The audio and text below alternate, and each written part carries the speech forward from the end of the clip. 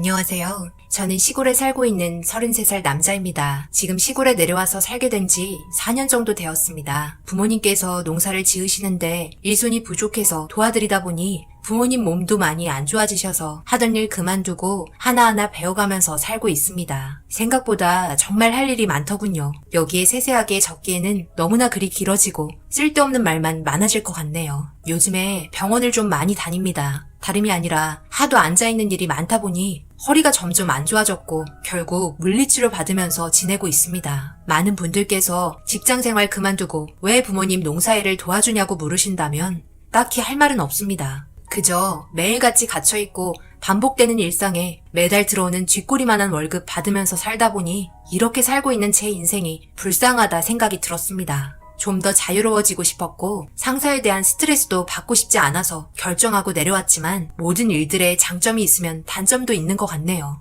저한테는 적성에 맞는 것 같고 내년부터는 아버지께서 제가 혼자 농사일을 해보는 게 어떻겠냐는 말을 하셨습니다. 그만큼 믿고 맡겨도 된다고 생각하셨나 봅니다. 그런데 작년 이맘때쯤 꽤 많은 비가 오면서 문제가 하나 생겼습니다. 바로 고추밭의 고추들이 탄저병에 걸려서 상당한 타격을 받게 되었죠. 왜냐하면 풋고추는 장마가 오기 전에 거의 대부분 탄저병에 걸리지 않고 넘어갈 수 있지만 장마가 오는 시점에 홍고추는 관리하기가 까다로워 신경을 썼는데도 고추밭이 물에 잠기게 되면서 손쓸 방법이 없었습니다. 진흙에 모두 묻혀버리고 고추나무가 꺾여버려 되살릴 방법이 없었죠. 생각보다 꽤 크게 했기 때문에 절망 또한 크게 왔습니다. 그동안 정말 신경 많이 썼는데 이런 일이 발생되니 잠 한숨 잘 수 없었죠. 농사일은 장마철이 정말 쥐약이라는 걸 또 한 번 느꼈습니다. 이것 말고도 다른 농작물들도 많이 하기 때문에 피해는 더욱더 컸습니다. 그러다 보니 답답하기도 하고 한숨밖에 안 나와 시골 밤길 가로등빛을 의지하며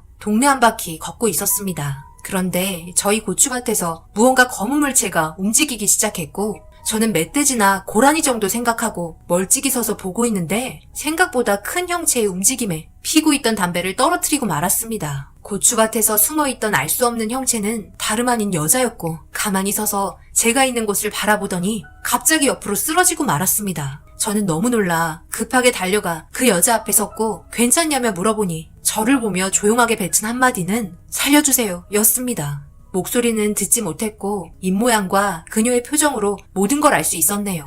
급하게 그녀를 업고 집으로 향했고 부모님께서는 제가 업고 있는 여자를 보곤 당황했는지 한쪽 방에 누울 수 있는 자리를 마련해 줬습니다. 생각지 못한 장소와 상황에 나타난 의문의 여자를 바라보며 눈을 뜰 때까지 옆에서 기다렸습니다. 너덜너덜한 옷을 입고 있었고 신발도 신지 않은 맨발이었습니다. 다리는 온통 상처 투성이에 이리저리 긁혀 있어 어머니께서는 걱정이 많이 됐는지 일단 발에 묻은 흙을 닦아주고 상처난 곳에 연고를 발라주며 안쓰러운 눈빛으로 바라보고 있었네요. 그녀는 어떤 일이 있었길래 다음날 저녁이 되고 나서야 눈을 슬며시 뜨며 저희 가족을 바라보고 있었네요. 멍하니 한참을 바라보고 있다가 정신을 좀 차린 건지 화들짝 놀라며 방구석으로 몸을 밀착시켰습니다. 저희는 괜찮다며 진정시켜 주었고 안전한 상황인 걸 파악한 후 마음이 놓였는지 눈물을 흘리기 시작했네요. 어머니께서도 도대체 무슨 일이 있었냐며 반복해서 물었지만 한마디 하지 않은 채 고개만 떨구고 있길래 무언가 이상해서 혹시 말을 못하냐고 물어보니 그녀는 제 말에 고개를 끄덕였습니다. 저희 가족은 너무 놀랐고 아무 말 하지 못하는 그녀에 대해서 어디에서 어떻게 왔는지 물어보려고 하자 엄마는 일단 밥부터 먹이자며 급하게 한 상 차려 준비해줬고 밥을 보자마자 감사하다는 손짓을 하고선 허겁지겁 먹었네요. 얼마나 굶주렸는지 몇 그릇을 뚝딱 비웠고 엄마는 몇 번 동안 주방을 왔다 갔다 하면서 반찬을 채워주었습니다. 그렇게 한참 동안 밥을 먹던 여자는 배가 좀 찼는지 그제서야 입가에 미소가 지어졌습니다. 그렇게 저희 가족은 궁금했던 점을 해결해야 도와줄 수 있는 방법을 찾을 수 있기 때문에 어디서 어떻게 여기까지 왔냐고 물어봤습니다. 말을 할 수 없었던 이 여자는 종이와 펜을 달라고 손짓을 하자 준비해서 주니 살기 위해 도망쳐 나왔다며 제발 경찰에 신고하지 말아달라고 떨리는 손으로 글씨를 적고 있었습니다. 하지만 이 정도로 이 여자를 숨겨주기에는 저희도 불안한 건 마찬가지라 좀 더 구체적으로 적어달라고 말했고 그 안의 내용은 정말 충격이었네요.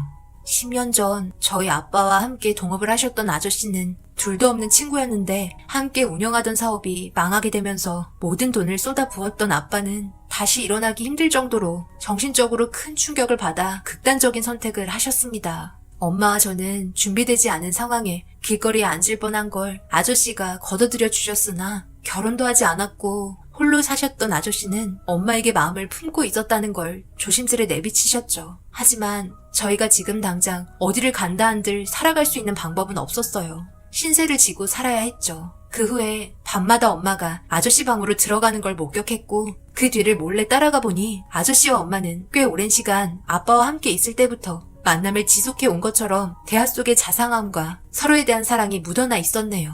대화 속에 들려온 내용은 결국 엄마는 아빠를 버리고 아저씨를 선택했던 거고 사업도 잘 안 되기 시작하는데 엄마마저 곁에 없고 오랜 친구였던 아저씨에게까지 버림을 받게 되니 정신적으로 많이 힘들었는지 극단적인 선택을 했다는 걸 그제서야 알게 되었죠. 하지만 제가 할 수 있는 건 아무것도 없었어요. 엄마와 단둘이 있었을 때 대화를 해봤지만 엄마는 아저씨를 사랑하고 있기 때문에 그 집에서 나갈 수 없고 평생을 함께 할 거라고 저에게 확신의 눈빛을 보냈습니다. 결국 이런 감정 혼자서 감당을 하기에 힘이 들었지만 꾹꾹 참고 버텨왔어요. 하지만 문제는 시간이 좀 지나자 아저씨가 술만 먹으면 밤마다 제 방에 들어와 저를 괴롭히기 시작했고 꾹꾹 참아왔던 감정 결국 더 이상 억누르기 싫어 무작정 집에서 도망쳐 나오게 되었네요. 아마 아저씨와 엄마는 지금 저를 계속 찾고 있을지도 몰라요. 두 번 다시 그 집에 들어가고 싶지 않아요. 이번에 들어가게 된다면 영영 빠져나오지 못할 것 같은 느낌이 들었어요.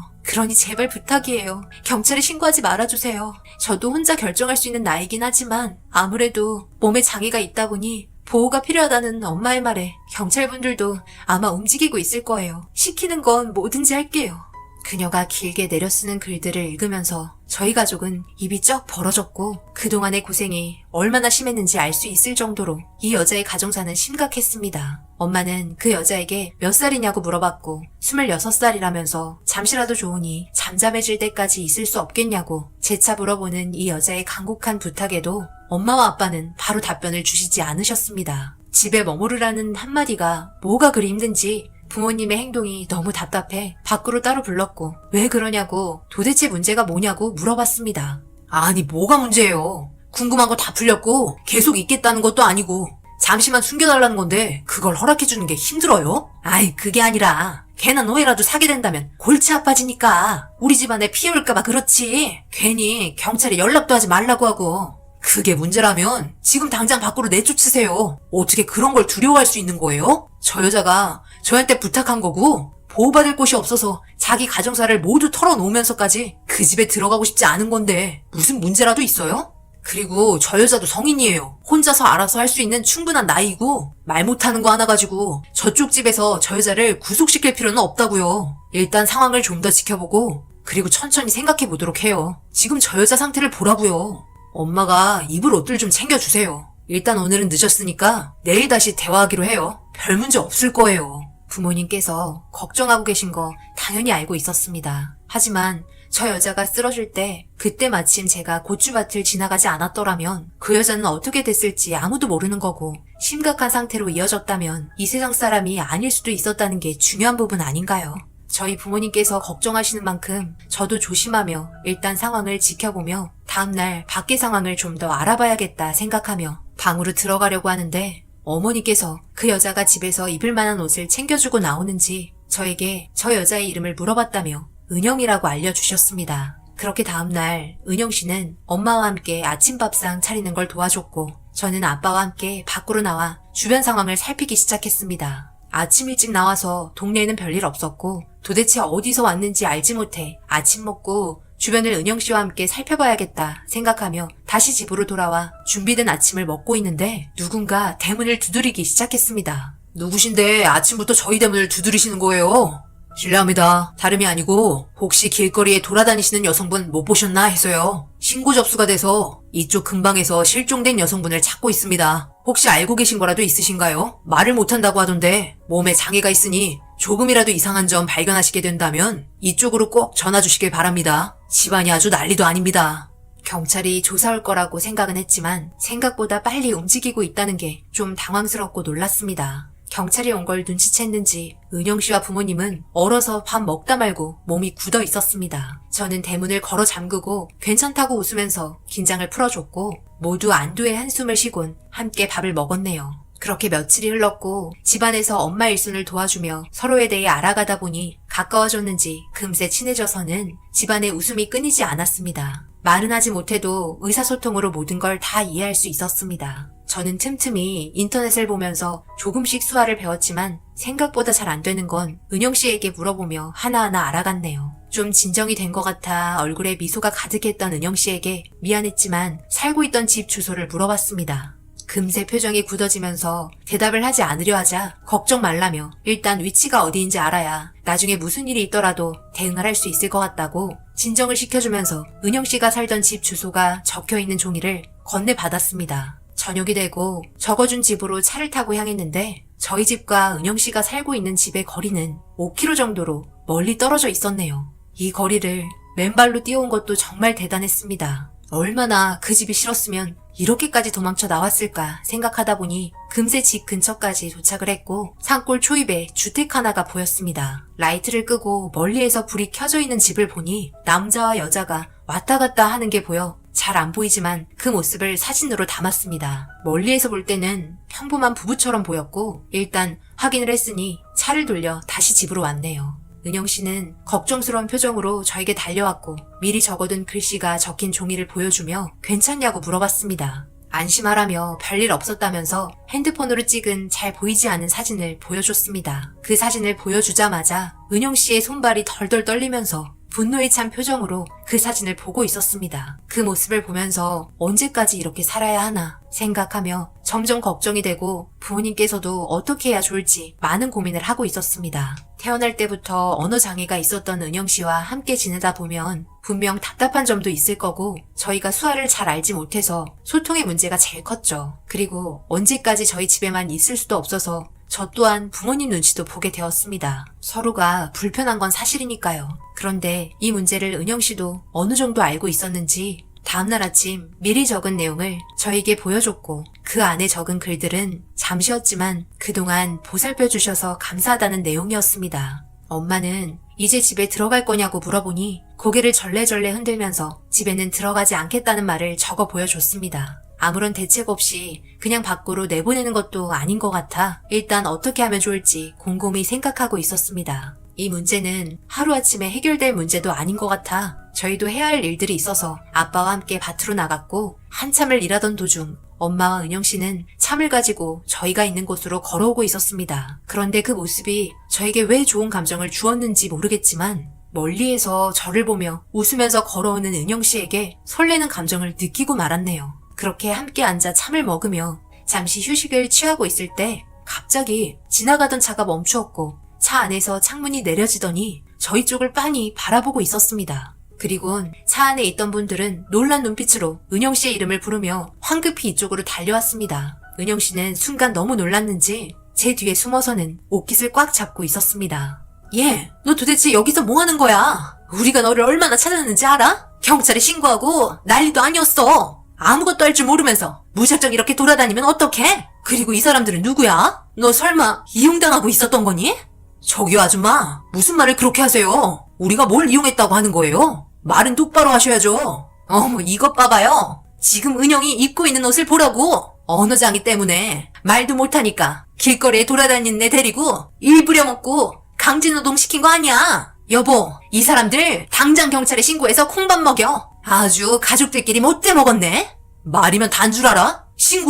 신고해보라고. 은영씨가 그쪽 집에 있으면서 어떤 일을 당했는 줄 알아? 콩밥 먹어야 할 사람들은 당신들이지. 그리고 은영씨는 보호받을 나이가 지났다고. 애도 아니고 나이가 26살이나 됐는데 자기 앞가림할 수 있는 충분한 나이고 나랑 결혼한 사이니까 당장 여기서 나가요. 우리 혼인신고했고 평생 함께 살라니까. 뭐라고?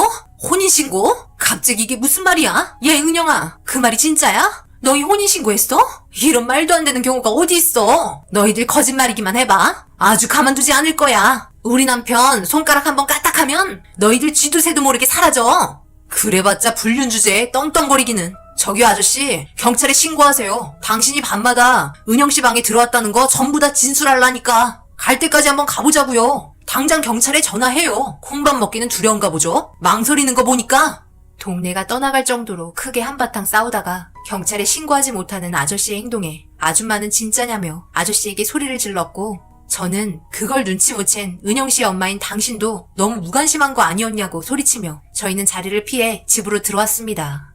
대문을 쾅쾅거리며 은영 씨를 불렀지만 저희는 지금 상태로 좋은 말 오고 갈 수 없으니 다음날 다시 대화하자고 하고선 상황은 정리되었습니다. 전혀 예상하지 못한 상황에서 맞닥뜨린 거라 생각 없는 말들을 내뱉고 말았다는 걸 뒤늦게 알게 되고 저희 부모님께서는 진짜 혼인신고 했냐고 물어보자 아니라고 고개를 흔들었습니다. 하지만 다음날 또다시 찾아올 그분들을 생각하니 앞이 캄캄했네요. 저 집안에 이 상태로 들어가면 분명 또 다른 사건이 발생이 될 것 같은 느낌이 들었습니다. 더 큰 문제는 은영 씨의 몸이 덜덜 떨리면서 얼마나 불안했는지 상황이 끝났는데도 제 옷깃을 아직까지 잡고 있길래 너무 안쓰러워 손을 꼭 잡아주며 진정하라는 눈빛을 보냈습니다. 그제야 좀 진정이 됐는지 눈물을 흘리기 시작했고 저는 부모님과 따로 대화하자며 은영 씨를 방에 들여보냈습니다. 그리고 어렵게 꺼낸 말은 은영 씨와 혼인신고하고 함께 살고 싶다는 말을 하게 되었고 부모님께서는 절대 안 된다며 정상인도 아니고 언어장애를 가지고 있는 며느리는 들이기 싫다는 말을 강하게 뱉으셨네요. 혼인신고하고 제가 남편이면 저 사람들이 할 수 있는 건 아무것도 없고 더 중요한 건 은영 씨와 헤어지기 싫다고 말했습니다. 저에게 언어장애는 중요하지 않다고 말했고 계속해서 부모님 설득을 시키려 노력했지만 끝내 원하는 답을 얻을 수 없어 결국 은영 씨와 나가서 따로 살겠다고 부모님의 가슴에 못을 박아버렸네요. 부모님의 마음 이해 못하는 거 아닙니다. 하지만 처음 그녀를 봤을 때부터 지금까지 함께 지내면서 자라온 감정 숨기고 싶지 않았고 그녀의 보호자가 되어주고 싶었습니다. 늦은 새벽까지 부모님과의 대화는 계속 이어지면서 서로에 대한 진실된 마음을 털어놓다 보니 격해졌던 감정은 누그러졌고 결국 혼인신고하기로 결정하게 되었습니다. 부모님도 그동안 겪었던 은영 씨의 고운 마음을 알기 때문에 제 의견을 많이 존중해 주셨네요. 살다 보면 분명 힘든 일도 있을 수 있지만 제가 선택했기 때문에 모든 걸 참고 인내하며 살아야 한다고 정말 쉽게 생각하면 안 된다는 부모님의 말에 진심을 다해 그녀와 함께 살아보겠다고 말했습니다. 그렇게 대화가 끝이 나고 저는 은영 씨가 있는 방문을 두드리니 기다리고 있었는지 방문을 열어줬고 부모님과의 대화 내용을 전부 다 이야기해 줬습니다. 그리고 저와 혼인신고하고 같이 살겠냐는 말에 저를 꽉 안아주며 그에 대한 답을 대신해 줬습니다. 그렇게 다음날 은영 씨와 저는 혼인신고를 했고 은영 씨를 데리러 오신 분들에게 당당하게 혼인신고한 서류를 보여줬습니다. 그리고 은영 씨는 어머님과 둘이서 수화로 계속해서 대화를 했고 은영 씨 어머님은 눈물을 흘리시며 결국 두 분은 몸을 돌려 돌아가셨고 생각했던 거와는 다르게 그냥 돌아가신 걸 보니 좀 당황스러워 무슨 대화를 했냐고 물어봤습니다. 은영 씨는 자기가 사랑하는 사람이라 혼인신고 결정한 거고 앞으로 행복하게 살 거니까 두 분도 더 이상 찾아오지 말고 어머니 인생 살았으면 좋겠다며 그동안 키워주셔서 감사했고 행복하시길 바란다는 말을 전했다고 하네요. 부모와의 인연을 끊는다는 거 정말 쉬운 결정이 아닐 텐데 이렇게까지 한 걸 보면 은영 씨의 마음은 변하지 않을 거라 생각이 들었습니다. 모든 상황이 잘 해결돼서 서로 웃으면서 좋게 마무리되는 걸 바라지만 그동안 살아오면서 겪었던 아픔을 제가 전부 다 알 수 없기에 그저 은영 씨의 결정을 존중해 줄 뿐입니다. 저희는 예상치 못하게 서로가 만나 혼인신고하고 은영 씨의 부모님 없이 조용하게 가족들끼리 결혼식까지 치렀습니다. 은영 씨 어머님께는 우편함에 예식장 위치가 적힌 청첩장을 은영 씨 몰래 넣어둔다는 메모와 함께 남겨두었습니다. 오시던 안 오시던 잘 생각하셔서 결정하셨겠죠. 결혼식 당일 얼굴 본 적은 없네요. 지금은 저희 잘 지내고 있습니다. 하루하루 행복하게 살고 있고 이제 수아도 자연스럽게 대화할 정도까지는 아니지만 의사소통이 될 정도로 많이 늘었습니다. 그렇게 반대하고 새벽 내내 힘들게 대화했던 부모님은 어디 가고 지금은 은영 씨를 딸처럼 생각해주면서 엄청 잘 대해주시네요. 부모님께서도 마음을 열고 받아들여 주신 것 같습니다. 이대로 행복하게 살다 보면 앞으로 더 좋은 일들도 많아질 거라 믿습니다. 저희 가족이 내린 결정에 대해서 여러분들께서 응원해주시고 제 아내인 은영 씨에게 힘내라는 말, 앞으로 잘 살라는 말 해주셨으면 좋겠습니다. 여러분들께서도 언제 어디서 예상하지 못한 일들을 겪게 될 일이 분명 올 텐데요. 지혜롭게 잘 헤쳐나가시고 하시는 일 모두 잘 되시길 바랍니다. 감사합니다.